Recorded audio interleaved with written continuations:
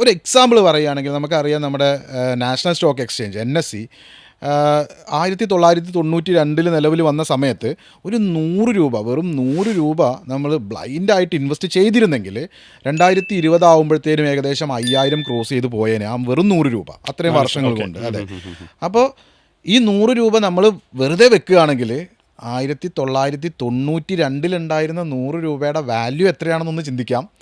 അത് ഈ 2020 25 വരുന്ന സമയത്ത് ആ 100 രൂപയ്ക്ക് എന്ത് വാല്യൂ ആയിരിക്കും ഉണ്ടാവുക അന്നത്തെ വെച്ച് കമ്പയർ ചെയ്യുമ്പോൾ. പക്ഷേ അത് ബ്ലൈൻഡായിട്ട് ഇൻവെസ്റ്റ് ചെയ്തിരുന്നെങ്കിൽ ഇറ്റ് വിൽ ബിക്കം ലൈക്ക് 5,000 മുകളിലേക്ക്, 5,500 റുപ്പീസ് ഏകദേശം ആ ഒരു റേഞ്ചിലേക്ക് അത് വളർന്നിരുന്നേനെ. തീർച്ചയായിട്ടും. അപ്പോൾ അതാണ് ഇൻവെസ്റ്റ്മെൻറ്റിൻ്റെ ആ ഒരു ഇമ്പോർട്ടൻസ് ലൈഫിൽ. അതായത് ഈ പണത്തിൻ്റെ ഒരു പ്രത്യേകത എന്ന് പറഞ്ഞാൽ പണത്തിന് സ്വയം വളരാനുള്ളൊരു കഴിവുണ്ട്. പക്ഷേ അത് വളരാൻ പറ്റിയ സ്ഥലങ്ങളിൽ അതിനെ കൊണ്ട് പ്ലേസ് ചെയ്യുക എന്നുള്ളത് അത് നമ്മൾ അറിഞ്ഞ് ചെയ്യേണ്ട കാര്യമാണ്. Investments in securities markets are subject to market risks. Read all the related documents carefully before investing.